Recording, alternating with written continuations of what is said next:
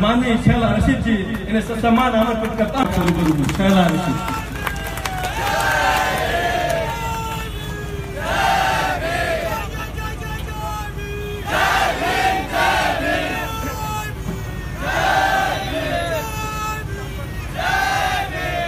साथियों, जय भीम, आदाब और सतरंगी सलाम मेरे सभी भाइयों, बहनों, बुजुर्गों और बच्चों को, पुलिस के साथियों को, वॉलंटियर्स को और जो यहाँ पे टेक्निकल टीम बैठी हुई है, आप सब लोगों को अंबेडकर जयंती की बहुत बहुत बधाई, बहुत बहुत शुभकामनाएं। आज बहुत खुशी होती है यहाँ पे इतनी सारी बहनों को देख करके। यहाँ पे खुशी होती है कि हम लोग एक बंद कमरे से निकलकर एक खुले मैदान में कार्यक्रम कर रहे हैं। इसके लिए मैं आयोजकों को बधाई देना चाहती हूँ। मंच पे बैठे सभी अतिथियों को मैं सलाम करना चाहती हूँ, बाबा साहेब को सलाम करना चाहती हूँ, क्योंकि यही लोग हैं जो आज देश में विपक्ष की आवाज बनकर खड़े हुए हैं। साथियों, मैं अपनी बात शुरू करना चाहती हूँ कश्मीर से। हम लोग 5 दिन, साथी मोहित और हमारे एक और साथी रामा और मैं, हम लोग पिछले 5 दिन कश्मीर होकर आए और वहां पर क्या देखा? वहां पर देखा कि एक पार्टी है जिसका नाम है भारत जलाओ पार्टी। आप सब लोग उससे वाकिफ होंगे। उस भारत जलाओ पार्टी के जो है कई सारे वहां पे फ्रंट बने हुए हैं, कई सारे उनके प्रॉक्सी फ्रंट बने हुए हैं। एक ऐसा ही फ्रंट है जिसका नाम उन्होंने रखा है हिंदू एकता मंच। ये बड़ा अच्छा नाम सुनने को मिलता है। हिंदू एकता बहुत बढ़िया चीज है। हिंदू एकता, अगर हिंदू एकता होती तो जाति तो नहीं होता, कोई दलित नहीं होता, कोई ब्राह्मण नहीं होता, कोई ठाकुर नहीं होता, वो हिंदू एकता होती। लेकिन ये जिस हिंदू एकता की बात कर रहे हैं वो कुछ और है, वो कोई और ही फॉर्मूला है। वो जो हिंदू एकता है वो कोई ऐसी एकता नहीं है कि जाति के प्रश्न को खत्म करके जो है और महिला और पुरुष को एक साथ लेकर के हिंदू एकता नहीं। ये हिंदू एकता मंच बनाया गया है एक बलात्कारी का समर्थन करने के लिए। आप लोगों ने नाम सुना होगा, 8 साल की बच्ची आसिफा, उसके साथ प्लान तरीके से एक सोची समझी साजिश के तहत उसको 8 दिन एक मंदिर में रखा गया।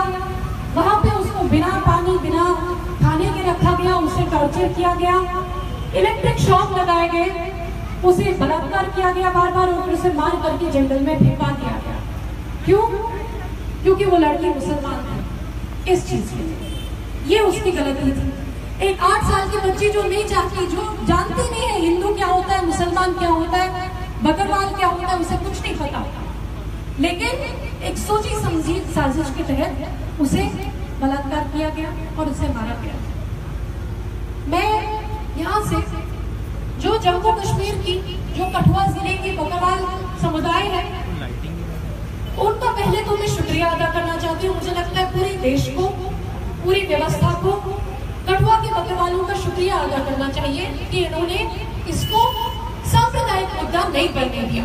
हम लोग पहले तो यहाँ से सलाम करते हैं कठुआ की बकरवाल कम्युनिटी को, जो सबसे उन्होंने काम लिया है और जो पेशेंस के साथ उन्होंने इस मामले को उठाया है, बिना इसे कोई फिरका परस्ती, बिना इसे कोई जो है सांप्रदायिक रंग दिए। लेकिन हम लोग क्या देखते हैं कि जब क्राइम ब्रांच अपना काम करना शुरू करती है, जब असली रेपिस्टों को पकड़ा जाता है, जब उनका बयान लिया जाता है, तो वो साफ साफ कहते हैं, वो कहते हैं कि हम लोगों ने इस बच्ची का बलात्कार इसलिए किया क्योंकि हम लोग बकरवालों को जो है आतंकित करना चाहते थे। ये उन बलात्कारियों का बयान है क्राइम ब्रांच को। बकरवाल जो है वो वहाँ पे वो प्रेडोमिनेटली वो लोग मुस्लिम हैं, उनको जो है ये लोग आतंकित करना चाहते हैं, ये उनका बयान है। और जब उन लोगों को पकड़ा गया, जब पूरी की पूरी साजिश सामने आई, उसमें पता चला कि 2 स्पेशल पुलिस ऑफिसर उसमें इन्वॉल्व थे। एक दीपक खजूरिया जो मेन अक्यूज्ड है और उनके साथ एक और स्पेशल पुलिस ऑफिसर। जब क्राइम ब्रांच ने इनकी गिरफ्तारी की, जब धीरे धीरे पूरी की पूरी साजिश का जो है पर्दाफाश होने लगा, तो भाजपा ने बनाया हिंदू एकता मंच और उस हिंदू एकता मंच के नाम से तिरंगा यात्रा निकाली। तिरंगे के पीछे ये बुज़दिल लोग छुप करके एक बलात्कारी का समर्थन करते हैं। लानत है ऐसी पार्टी पर जो भारत जलाने की पूरी स्कीम बना रही है और फिर बाकी लोगों से कहती है कि तुम टुकड़े टुकड़े करने। अरे देश के टुकड़े कौन कर रहा है, ये तो आप आपसे पता चल रहा है, आपको देखकर पता चल रहा है। उन्नाव में हमारी एक बहन, उसके साथ में बलात्कार हुआ और जब उसने कंप्लेंट दी, उसके पिताजी के साथ क्या हाल हुआ, उसके पिताजी को जो है उन लोगों ने मार दिया। जब उन्होंने योगी जी के दफ्तर के सामने, जब उन्होंने जो है राजभवन के सामने जब उन्होंने प्रोटेस्ट किया, तब उनके साथ में फिर से हिंसा हुई। योगी आदित्यनाथ जो अपना नाम रखते हैं, उनका असली नाम है ठाकुर अजय सिंह बिष्ट, और मुझे लगता है उनको वही बोलना चाहिए, योगी नहीं बोलना चाहिए। उनका असली नाम है यूपी के मुख्यमंत्री का ठाकुर अजय सिंह बिष्ट। तो ये जो ठाकुर अजय सिंह बिष्ट है, इनकी सरकार ने इलाहाबाद हाई कोर्ट में अपना रिस्पांस दिया। जब इनसे मांगा गया रिस्पांस कि आपका ये एमएलए जो है आपका, जिसने रेप किया है, उस पर क्या रिस्पांस है, कहा हम उनके साथ खड़े हैं, हम बलात्कारी के साथ खड़े हुए हैं, हमें उन पर पूरा विश्वास है। हम लोगों की यूनिवर्सिटी में, जवाहरलाल नेहरू यूनिवर्सिटी में एक प्रोफेसर है अतुल जौहरी के नाम से। अतुल जौहरी के खिलाफ 1 नहीं 2 नहीं 10 लड़कियों ने उनके खिलाफ यौन उत्पीड़न का मामला जो है दर्ज किया। उन्होंने पुलिस के पास जाकर कंप्लेंट की, लेकिन इस प्रोफेसर को ना ही अपने दर्जे से हटाया गया, ना ही उनको अरेस्ट किया गया। जो sexual exploitation, sexual assault, sexual harassment जो है, ये नॉन बेलेबल मुद्दा है। नॉन बेलेबल यानी कि आपको जो है मेल मजिस्ट्रेट से लेके जानी पड़ती है, लेकिन 5 मिनट के अंदर उनको पूरे के पूरे 8 मुकदमों में बेल मिल गई है। किस तरह से मिल गई है हम लोग बहुत बढ़िया तरीके से जानते हैं। अतुल जौहरी को जो है अभी तक बाहर नहीं किया गया, उनको सस्पेंड नहीं किया गया, और इतनी हद है, बेशर्मी की इतनी हद है कि जो हमारे संघीय वाइस चांसलर है, जो आरएसएस के हमारे वाइस चांसलर वहां बैठे हुए हैं यूनिवर्सिटी में, उन्होंने, वो ट्विटर पर बहुत कुछ लिखते रहते हैं, वो इंटरनेट पे बहुत कुछ लिखते रहते हैं। आज हमने लॉन्ग जंप करवाया, आज हमने पेंटिंग कॉम्पिटिशन करवाया, बहुत कुछ करवाया, लेकिन इस पर उनका मुंह नहीं खुलता। आज मीनाक्षी लेखी जो भाजपा की सांसद है, उन्होंने एक प्रेस कॉन्फ्रेंस में कहा कि पहले ये माइनॉरिटी करते थे, फिर दलित करते हैं, अब महिला करते हैं। शर्म आनी चाहिए ऐसे सांसदों को जिन्होंने संविधान पर शपथ ली है और आज इस तरह की बातें कर रहे हैं, महिला विरोधी बात, और खुद महिला होकर इस तरह की बातें कर रहे हैं। मुझे शर्म आती है इन लोगों पर। यही के आसपास के भाजपा के एमपी हैं, उन्होंने बयान दिया कि ये जो आसिफा वाला पूरा मामला है, ये पाकिस्तान की साजिश है। आप देखिए कितना बकवास इनके दिमाग में भरा हुआ है, और ये क्या क्या कहते हैं कि जो आसिफा वाला मामला है वो पाकिस्तान की साजिश है। हर बात पे इन लोगों को पाकिस्तान की साजिश समझ में आती है। इन लोगों को ये समझ में नहीं आता है कि जवाहरलाल नेहरू विश्वविद्यालय में जिन 10 लड़कियों ने अतुल जौहरी के खिलाफ यौन उत्पीड़न का मामला लगाया, वो खुद आरएसएस के छात्र संगठन एबीवीपी की समर्थक है। वो बोल रही है कि हम जो है, हम रजिस्टर्ड एबीवीपी के मेंबर हैं, हम एबीवीपी के वोटर हैं, लेकिन फिर भी बोला जा रहा है कि हमको पॉलिटिकली फंसाया जा रहा है, हम पर तो तोहमत लगाई जा रही है। साथियों, हम लोग जानते हैं कि इस समाज में, हमारे जो पितृसत्तात्मक समाज है, उसमें महिलाओं के लिए कितना मुश्किल होता है आगे आकर बोलना कि मेरे साथ छेड़खानी हुई, मेरे साथ यौन उत्पीड़न हुआ, मेरे साथ बलात्कार हुआ।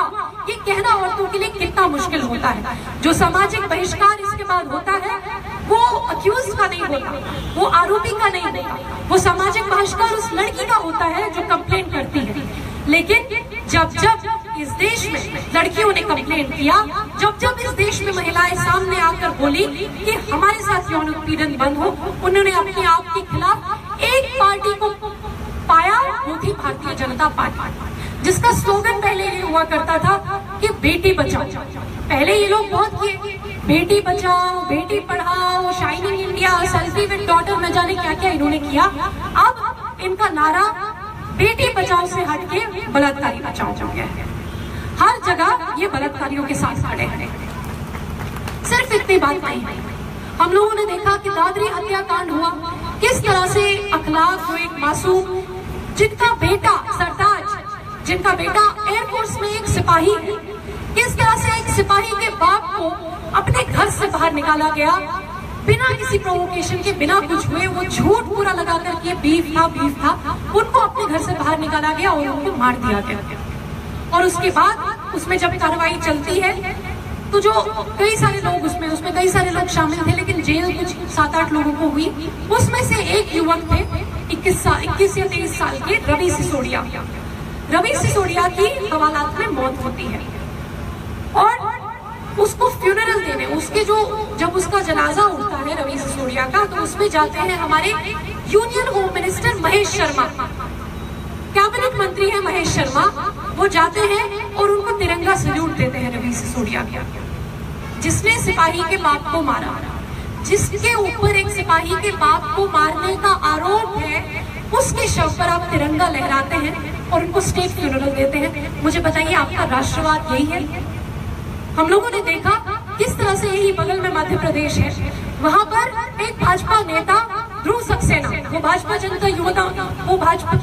जनता युवा मोर्चा के लीडर है ध्रुव सक्सेना, उनको पाया गया पाकिस्तान की जासूसी करते हुए। और यही नहीं, हमारे जो ठाकुर अजय सिंह बिष्ट है, योगी आदित्यनाथ, उनके बारे में स्वामी असीमानंद खुद कहते हैं अपने कन्फेशन में कि इनको तो बम धमाकों की खबर थी। ये आप जानते होंगे साथियों कि योगी आदित्यनाथ जो है, ठाकुर अजय सिंह बिष्ट, वो 15-20 साल जो है वो गोरखपुर के सांसद रहे। और जब वो सांसद थे, उस दौरान मक्का मस्जिद ब्लास्ट, मालेगांव ब्लास्ट, समझौता एक्सप्रेस ब्लास्ट और अजमेर शरीफ ब्लास्ट हुए, जिसमें आरएसएस के लोगों को कन्विक्ट कर दिया गया था।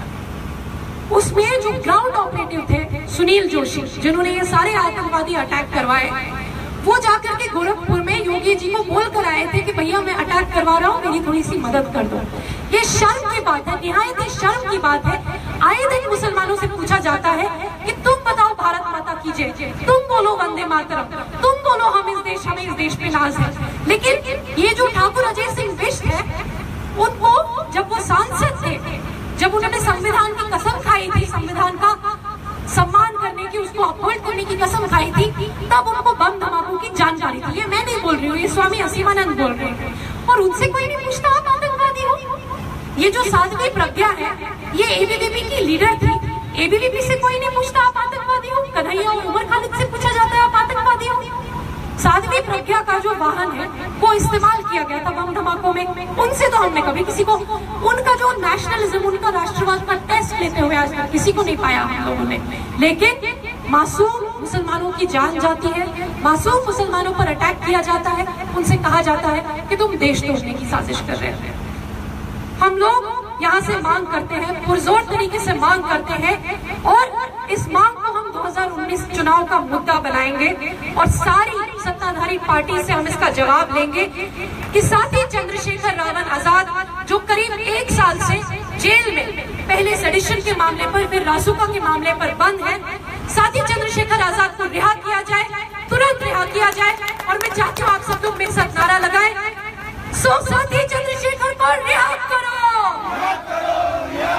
हमारे भाई को रिहा करो। यूपी सरकार के जो मुख्यमंत्री हैं, उनकी जो कंस्टिट्यूएंसी है, 20 साल से वो गोरखपुर पे राज कर रहे हैं। और वहां पर एक बीआरडी मेडिकल हॉस्पिटल है, जहां पर बच्चों की सिर्फ इसलिए जान जाती है साथियों कि वहां पे ऑक्सीजन नहीं थे, ऑक्सीजन सिलेंडर नहीं थे।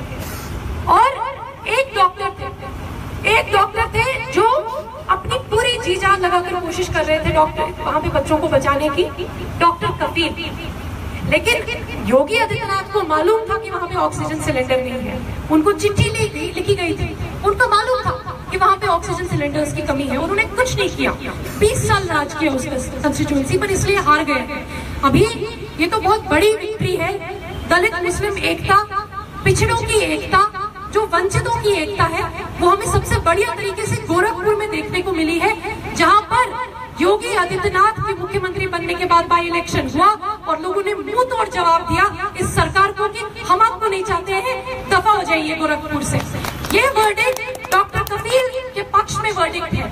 ये वर्डिक्ट उन लोगों के जिनके बच्चे दम तोड़ के मर गए बीआरडी मेडिकल हॉस्पिटल में, ये वर्डिक्ट उन लोगों के पक्ष में वर्डिक्ट है कि गोरखपुर से भाजपा का सफाया हो गया है। मैं बधाई देना चाहती हूँ गोरखपुर के लोगों को। डॉक्टर कफील को गलत तरीके से पिछले कई महीनों से उनको जेल में रखा गया है, लेकिन जो आतंकवादी असली में, जो असल में आतंकवादी है, जो असल में मुजरिम है, उन पर से सारे केस हटाए जा रहे हैं। मैं एक सवाल पूछना चाहती हूँ, योगी सरकार ने आते आते ही पहला काम किया, क्योंकि जब गुंडे बदमाशों की सरकार आएगी तब यही होगा। योगी सरकार ने आते आते 20,000 केस, आप कल्पना कर सकते हैं, 20,000 केस सारे पॉलिटिकल लीडर्स से हटा दिए। यानी कि आप जो है, आप मेरा मान रखो, मैं आपका मान रखता हूँ, तमाम पॉलिटिकल पार्टीज के जो नेता हैं जिन पर केस लगे हुए हैं, उनको योगी आदित्यनाथ ने हटा दिया, क्योंकि उनको अपने खिलाफ केस हटाने हैं। योगी आदित्यनाथ के खिलाफ इतनी लंबी फहरिस्त है केसेस की कि उन्होंने उस चक्कर में, अपने केस हटाने के चक्कर में, बाकी और 20,000 केस जो है सारे पॉलिटिकल लीडर्स के सर से हटा दिया। मुजफ्फरनगर दंगे में 131 केस जो आरोपी हैं उनसे हटा दिए गए। क्यों हटाए जा रहे हैं दंगाइयों से ये केस? क्योंकि भाजपा की सरकार दंगा कर करके, कत्लेआम कर करके, लोगों के बीच में फूट पैदा करके आज सरकार में आई है। और जो इनके गुंडे बदमाश हैं, जो ये दंगाई हैं, जो पूरा दंगा करने की व्यवस्था को जो देखते हैं, जो उसकी इंचार्ज होते हैं, उनके लिए ये इलेक्शन प्रॉमिस डिलीवर हो गया।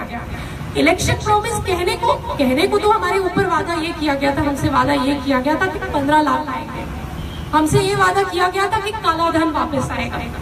लेकिन जो असल इलेक्शन प्रॉमिस है वो वही दंगाई जानते थे कि असल में क्या होगा जब मोदी जी और योगी जी आएंगे, हमारे सर से जितने भी मुकदमे हैं वो हट जाएंगे। ये असली इलेक्शन प्रॉमिस भाजपा ने डिलीवर किया है और ये लोग फिर से 2019 में दंगा करवाएंगे, लूटमार मचाएंगे और फिर से जब अगली बार आएंगे तब जो है इनसे केसेस हटा दिए जाएंगे। लेकिन क्या हम लोग हाथ पे हाथ धरे बैठेंगे? नहीं। क्या हम लोग पिछले 4 साल में हाथ पे हाथ धरे बैठे हैं? नहीं साथियों, हमारे पास पैसा नहीं है, हमारे पास सत्ता नहीं है, हमारे पास कुछ भी नहीं है। आप हमारा बैंक अकाउंट देख लीजिए, एकदम खाली है। आप जो है हमारे घर आ जाइए, एकदम साधारण तरीके से रखते हैं। लेकिन हमारे पास एक शक्ति है, हमारे पास आप लोगों की शक्ति है, आप लोगों की मुट्ठी, आप लोगों की आवाज, आप लोगों की इच्छा शक्ति हमारी शक्ति है। और हम लोग यहाँ से ये अपील करते हैं और हम लोग यहाँ से ये शपथ लेते हैं कि भाजपा को ना हम लोग वोट देंगे, ना इक़्तिदार में आने देंगे अगली बार। हम लोग के पास में सिर्फ एक शक्ति है, वो है आइडियाज की शक्ति, वो है विचारों की शक्ति, जो हमें भगत सिंह, अंबेडकर, पेरियार और ऐसे जो सामाजिक इश्यूज पर सोचने वाले जो बड़े बड़े फिलोसोफर रहे हैं, जो उनसे हमें मिलता है, उन लोगों से हमें प्रेरणा मिलती है कि किस तरह से हम जो है समाज के जो मूलभूत मुद्दे हैं उन पर अपनी आवाज उठाएं। मैं साथियों, पिछले साल मुझे अमेरिका में बुलाया गया था, कोलंबिया यूनिवर्सिटी है वहां पर मुझे लेक्चर देने के लिए बुलाया गया था। जो भारत की वर्तमान स्थिति है, जो दलितों और मुसलमानों पर जो पीड़न चल रहा है, वो देने के लिए मुझे कोलंबिया यूनिवर्सिटी है, बहुत बड़ी यूनिवर्सिटी है अमेरिका में, वहां पे मुझे बुलाया गया था। मैं यहाँ से ये बात कहना चाहती हूँ कि बाबा साहेब ने हमेशा एक बात को स्ट्रेस किया, उन्होंने हमेशा शिक्षा हासिल करने पर स्ट्रेस किया। यहाँ पे 8-10 साल के बच्चे हैं, यहाँ पर 5-6 साल के बच्चे मुझे नजर आ रहे हैं। मेरी उनसे अपील है कि बच्चों, आपके पास अगर कोई हथियार है और अगर कोई एक हथियार हमको उठाना है, हम लोग कभी हथियार नहीं उठाएंगे, लेकिन अगर कोई एक हथियार हमारे पास है और उसको हम उठाएंगे और उसका पूरा उपयोग करेंगे, वो है शिक्षा, वो है ज्ञान, वो है हमारे विचारों की इच्छा शक्ति। अच्छी से अच्छी शिक्षा हासिल कीजिए, अपने माँ बाप का नाम रोशन कीजिए, अपने समुदाय का नाम रोशन कीजिए और विचारों की लड़ाई को आगे बढ़ाते रहिए। कल को हो सकता है जिस तरह से गौरी लंकेश को मारा गया, हम में से किसी को मारा जाए, कोई फर्क नहीं पड़ता। विचार की कभी मौत नहीं हो सकती। महात्मा गांधी को गोडसे ने मारा, लेकिन क्या महात्मा गांधी के विचारों को मिटा पाए? नहीं। हम लोगों ने देखा किस तरह से हमारी साथी गौरी लंकेश को मारा गया, गोविंद पानसारे को मारा गया, नरेंद्र दाभोलकर को मारा गया, प्रोफेसर कलबुर्गी को मारा गया। क्या उनके विचारों की मौत होगी? नहीं, विचारों की कभी मौत नहीं होती है। आप जो लेख लिखेंगे, आप जो पढ़ाई करेंगे, आप जो बात कहेंगे, वो हमेशा हमेशा के लिए रहेगा।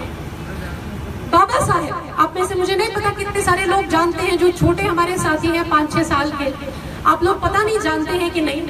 आजकल देखिए, आजकल बहुत शिक्षा विरोधी माहौल बन गया। आजकल कहते हैं पीएचडी क्यों कर रहे हो, 30 साल के हो गए हो, पीएचडी क्यों कर रहे हो। बाबा साहेब अम्बेडकर जिन्होंने इस देश का संविधान लिखा, उनके पास 2 पीएचडी थी। एक तो कोलंबिया स्कूल अमेरिका से और लंदन स्कूल ऑफ इकोनॉमिक्स से, और फर्स्ट क्लास पीएचडी उनके पास थी। तो ये जो लोग आपको गुमराह कर रहे हैं, बोल रहे हैं कि पीएचडी मत करो, पढ़ाई मत करो, इनकी बात मत सुनिए। आपके पास अगर कोई एक हथियार है वो पढ़ाई है, वो शिक्षा है। मुझे काफी गर्व महसूस हुआ जब मैं कोलंबिया यूनिवर्सिटी में गई थी। बाबा साहेब वहां से पढ़े थे, तो वहां पर हम लोगों ने, वहां पर अम्बेडकर जी की एक मूर्ति लगी हुई है, वहां पे भारत के संविधान की जो प्रस्तावना है वो लगी हुई है, और वहां पर अम्बेडकर जी के कई सारे लेख उस लाइब्रेरी में है। कितना गर्व महसूस होता है जब हम लोग बाहर जाते हैं और वहां पर देखते हैं कि किस तरह से इतने बड़े फिलोसोफर ने, मतलब पूरे ये जो कोई भी जो इमेंसिपेटरी फिलोसफी होती है, कोई भी जो प्रगतिशील सोच होती है, उसका कोई बॉर्डर नहीं होता, उसका जो है कोई लिमिट नहीं होता। प्रगतिशील सोच अगर किसी एक जगह पर ओरिजिनेट होती है तो वो सब जगह इस्तेमाल हो सकती है, सब जगह उसका जो है उपयोग हो सकता है।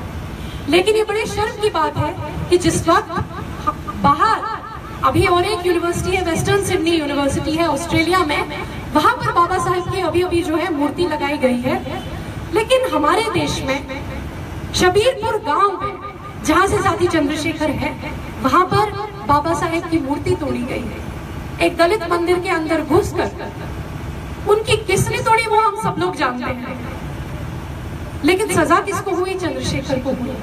ये निहायत ही शर्म की बात है।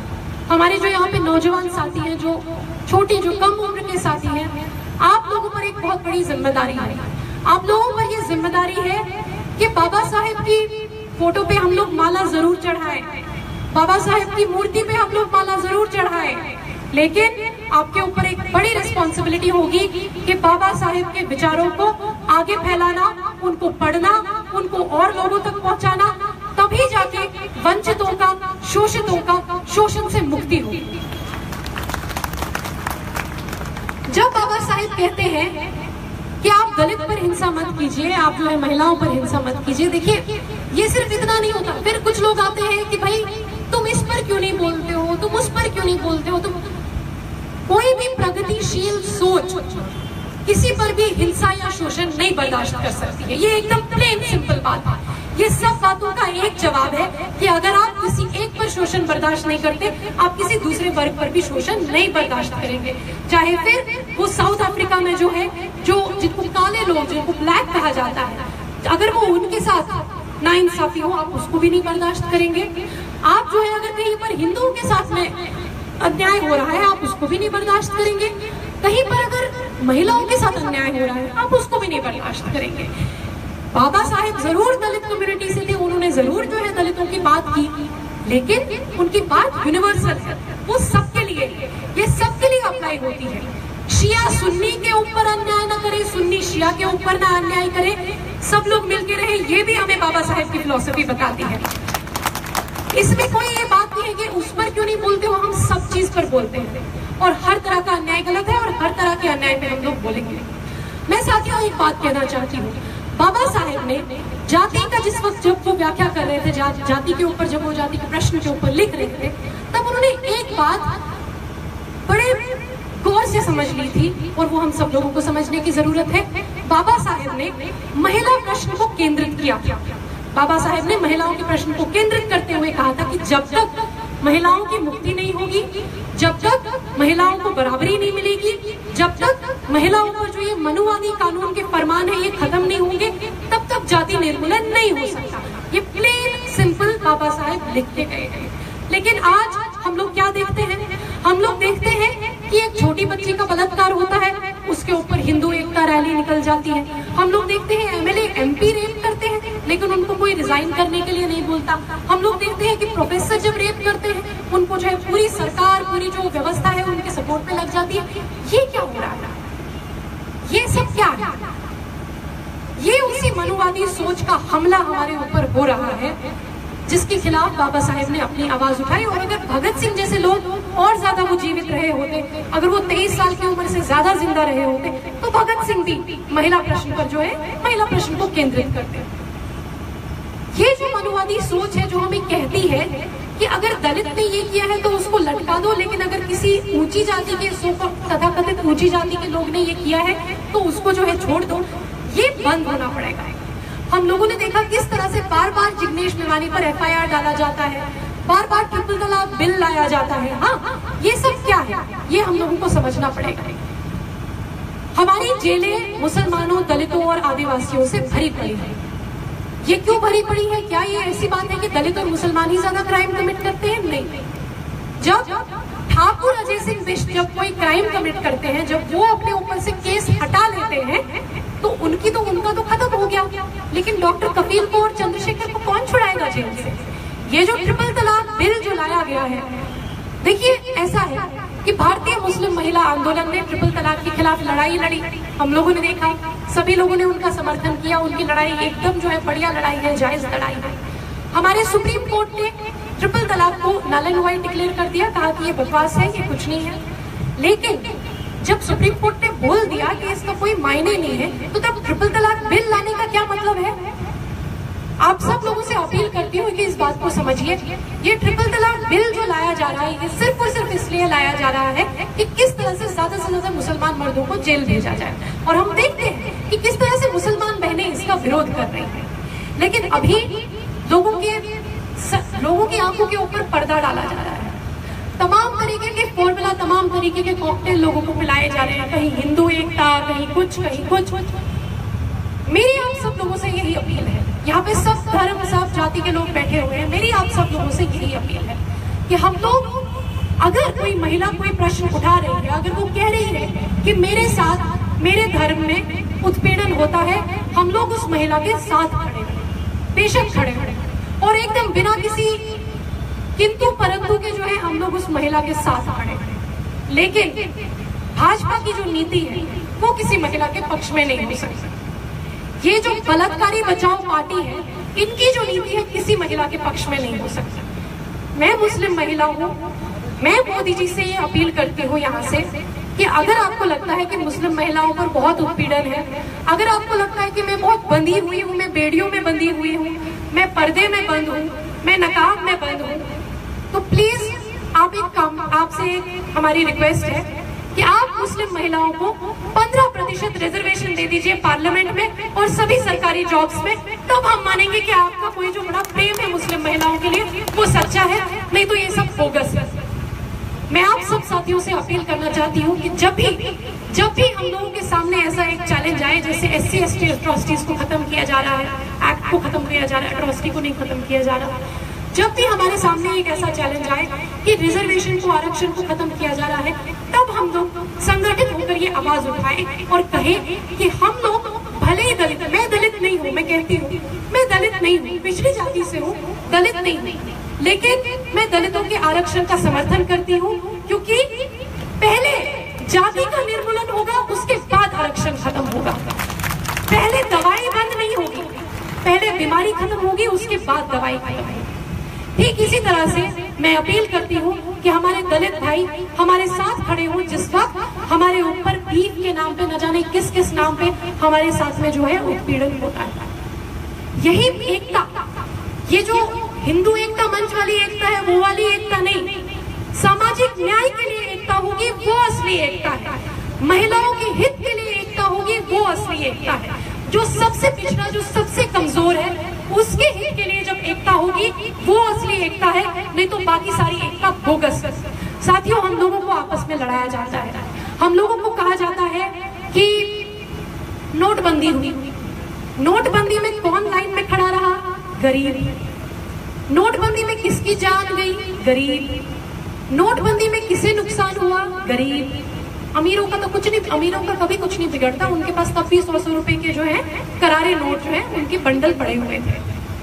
लेकिन हम लोगों से कहा गया कि देखो पहली बार जो है अमीरों को दिक्कत हो रहा है। इसी तरह से जब आरक्षण की बात आती है तब हमको आपस में बांटा जाता है, हमको कहा जाता है कि देखो ये तो जो अमीर दलित है उनको मिलता मिलता है आरक्षण, ये गरीब दलितों को नहीं मिलता है, मुसलमानों को नहीं मिलता है, इनको मिलता है, इसको नहीं मिलता, उसको नहीं मिलता। अरे भाई, नीरव मोदी 20,000 करोड़ का लोन लेकर के भाग गए, विजय माल्या 9,000 करोड़ लेकर के भाग गए, ललित मोदी न जाने कितना पैसा लेकर के भाग गए। हमको आपस में लड़ाया जा रहा है, हमारे सामने रोटी का टुकड़ा फेंक कर बोला जाता है अब इस पे लड़ो।